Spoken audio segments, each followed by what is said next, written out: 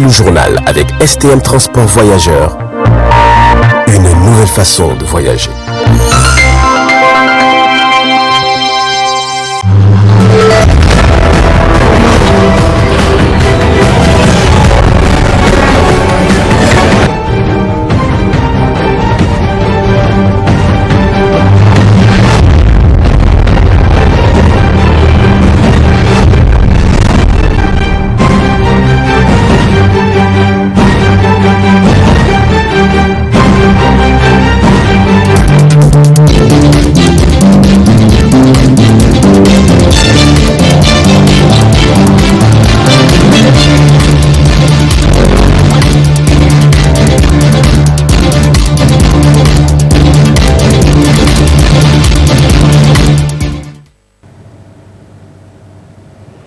Mesdames et messieurs, bonsoir et merci d'être avec nous sur cette édition d'information de 20h15 sur le miroir de la femme. Cela dit, le procureur de la République a animé ce matin un point de presse qui est relative à une procédure judiciaire qui est en cours de traitement au niveau politique, au niveau du politique économique et financier. Il s'agit du dossier relatif à la campagne nationale du transport des produits stratégiques qui a son siège basé à Tawa. Suivons plutôt cet extrait. Dossier relatif à la compagnie nationale des transports de produits stratégiques qui a son siège légal à Tawa. Tout est parti d'une enquête administrative qui a été ordonnée par son Excellence Monsieur le Président de la République le 12 octobre 2021. L'inspection d'État a fait son enquête, elle a dressé un rapport et ce rapport a été transmis au ministre de la Justice, garde des Sceaux. Ce dernier nous a transmis les 10 rapports pour ouverture d'une enquête pour essayer de cerner les contours de l'affaire de cette société. L'enquête qui a été diligentée par la direction de la police judiciaire a permis de découvrir que la somme de 4 milliards 380 millions 241 548 francs ont été compromis dans le cadre de la gestion de cette société. L'enquête de la PJ a également permis de rassembler des indices graves et concordants contre 5 personnes qui ont été déférées hier soir au parquet du pôle économique et financier. Ces personnes ont été poursuivies pour fait de détournement des deniers publics, complicité de détournement des deniers publics, faux et usage de faux, complicité de faux et usage de faux, enrichissement illicite.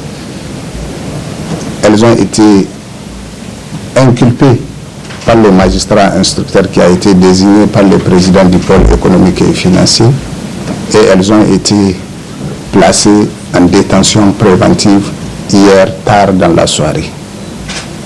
Voilà donc les raisons pour lesquelles j'ai tenu à vous rencontrer pour vous livrer ces informations sur la gestion qui est faite de cette affaire dite de la compagnie de transport de produits stratégiques. Comme vous venez de le constater, c'est le point de presse animé par le procureur de la République qui est relative à la procédure judiciaire en cours de traitement. Il s'agit du dossier de la compagnie nationale de transport des produits stratégiques qui a son siège à Tawa.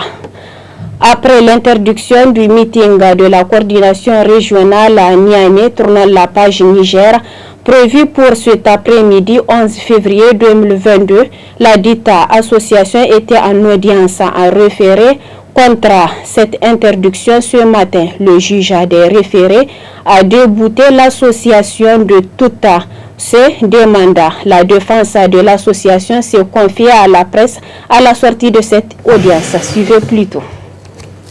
assigné la ville de Niamey en référé pour contester l'arrêté d'interdiction de la marche prévue par le tenant de la page d'aujourd'hui, vendredi 11 février.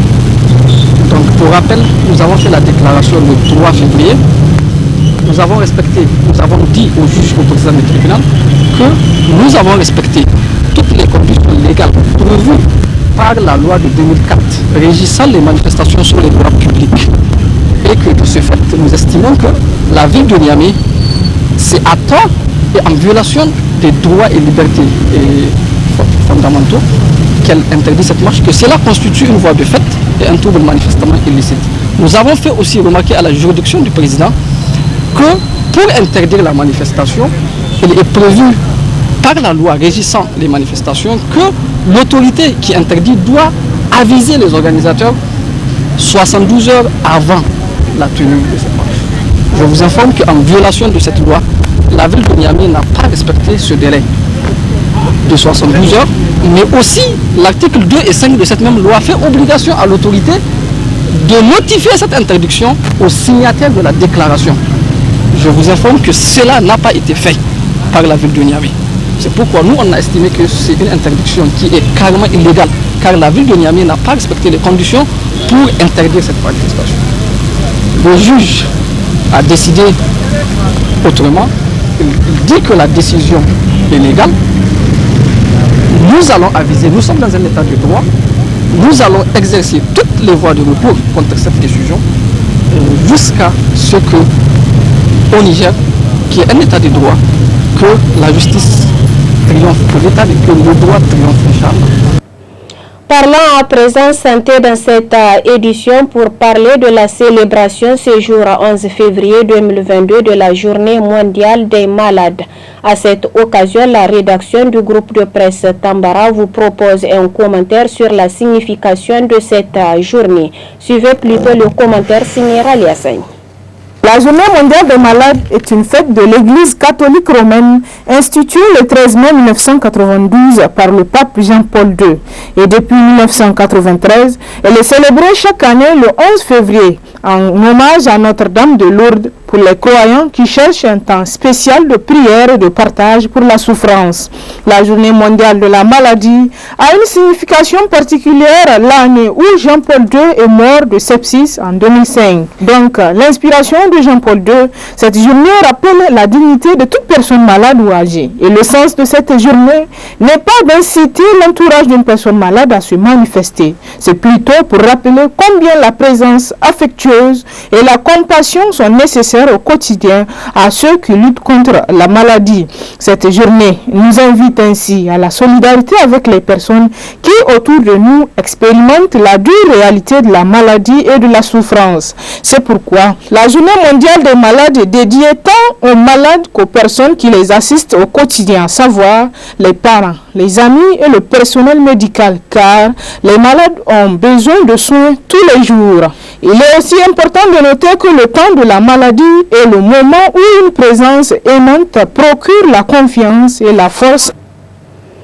Journée porte ouverte ce vendredi 11 février 2022 au studio Kalangu à l'occasion de la Journée mondiale de la radio.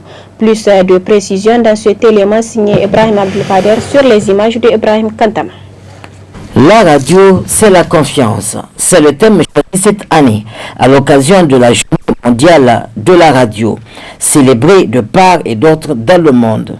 C'est ainsi, le studio Kalangu a initié une journée porte ouverte suivie d'une visite guidée.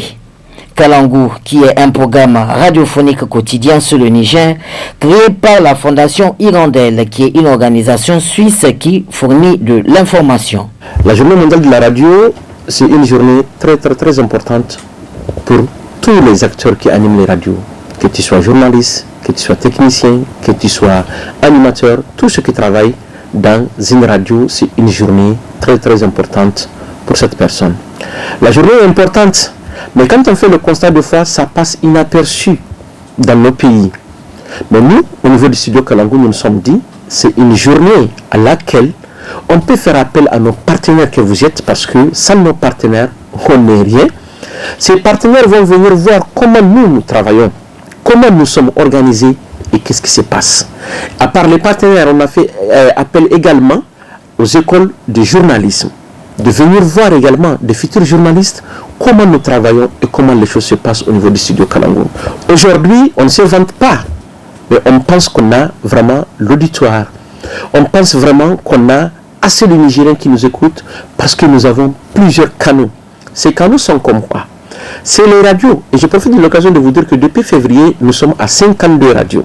52 radios sur l'ensemble du territoire national, dans toutes les régions du Niger et dans beaucoup de départements également. Donc, ce programme que nous diffusons un programme de 2 heures de temps dans pratiquement 5 langues. Mais chaque jour, chaque matin, nous avons beaucoup de Nigériens qui passent par les réseaux sociaux, qui passent par les télévisions partenaires, par les radios partenaires, pour comprendre un peu, mais Studio Kalangu, c'est une radio, ou c'est une télévision, ou c'est quoi? Donc aujourd'hui, cette journée nous donne l'occasion de nous présenter, d'ouvrir nos portes à tous les Nigériens, de comprendre comment nous sommes organisés, comment nous travaillons, et leur montrer que cette journée, ça nous tient à cœur. Pour rappel, le studio Kalangu est un projet mis en œuvre depuis 2016 avec dans son actif 52 radios et 7 télévisions partenaires sur toute l'étendue du territoire national. Rencontre toujours ce matin entre le Conseil nigérien d'utilisateurs des transports publics CNUT et le syndicat national des agents de transit. SNAT, c'était une rencontre d'échange au siège même du syndicat national des agents de transit. Compte rendu dans ce reportage. C'est après l'installation d'une nouvelle directrice à la tête du Conseil nigérien d'utilisateurs des transports publics CNUT que le Conseil a tenu cette rencontre avec le syndicat national des agents de transit en vue d'échanger et de retisser davantage le lien partenarial avec le SNAT. Une rencontre qui regroupe plusieurs objectifs selon les représentants du CNUT. L'objet de notre visite ici au niveau du SNAT, donc c'est pour d'abord les informer de l'arrivée de la nouvelle DG, deuxièmement leur faire part de ce qu'elle a comme programme et troisièmement leur lancer l'invitation pour la prochaine rencontre qu'elle propose d'organiser certainement d'ici fin mars. Donc là, avec le syndicat, on vient de s'entretenir. Donc on a fait le tour, puisque c'est des partenaires qu'on connaît depuis longtemps et qui sont très proches du CNUT. Donc on a discuté avec eux et ils nous ont fait part de quelques préoccupations qu'ils ont. Et de l'autre côté aussi, ils ont apporté ils nous ont fait des propositions pour la bonne marche de la rencontre qui aura lieu. Du point de vue de la rencontre, ils ont énuméré donc quelques problèmes que nous ont soumis. Donc nous, à notre niveau, donc nous allons donc vraiment soumettre ça à la directrice générale. Donc nous ont parlé de beaucoup de problèmes. Donc l'État ne me permet pas donc de les énumérer ici. Donc mais donc à la rencontre qui aura lieu d'ici donc début mars au fin février, là donc ils vont exposer tous les problèmes et nous on va pour qu'on puisse voir comment donc apporter des solutions appropriées. À l'issue de cette rencontre, le secrétaire général du syndicat national des agents de transit SNAT, après avoir salué cette initiative du CNUT, est revenu sur leurs attentes. Nous avons bien échangé. Durant l'échange, je crois que le CNUT nous a fait comprendre que voilà, ils sont prêts à nous accompagner. Nous avons également répondu de notre côté que nous allons répondre à tous les appels, nuit et jour de CNUT, que ce soit le matin, nuit et jour. Je crois que cela également les apaise. Et nous allons également bâtir ensemble un partenariat gagnant-gagnant, un partenariat de considération, un partenariat sûr, du lequel tout le pays va profiter. Donc je crois que nous, à notre niveau, les problèmes, un syndicat ne manquerait jamais de problèmes. S'il n'y a pas de problème, on ne crée pas un syndicat. Mais le syndicalisme de démocratique dans lequel nous sommes maintenant, je crois que nécessite que nous ayons vers une négociation dans tous les problèmes. Et je crois que le SNAT a toujours été écouté par ses partenaires, que ce soit l'administration des douanes, que ce soit le ministère du Commerce, que ce soit la Chambre de commerce, et tous les partenaires d'ailleurs. Nous avons toujours été écoutés et nous avons trouvé également des consensus. Et à tout problème, quelle que soit la taille du problème, je crois que si c'est le SNAT qui fait les pas, nous avons la solution. Et je sais pourquoi, parce que nous sommes des hommes aguerris qui connaissent le domaine syndical depuis bas âge et qui savons également quel tempérament emprunter vis-à-vis du partenaire. Pour rappel, cette rencontre entre le Conseil nigérien d'utilisateurs des transports publics CNUT et le syndicat national des agents de transit est un ménage en prélude à leur grande rencontre avec tous les autres partenaires du Conseil nigérien d'utilisateurs des transports publics CNUT pour renforcer davantage leur partenariat. Chers téléspectateurs et spectatrices, c'est ici que prend fin cette édition d'information. Passez d'excellents moments accompagnés des programmes de la télévision Tambara. À très bientôt.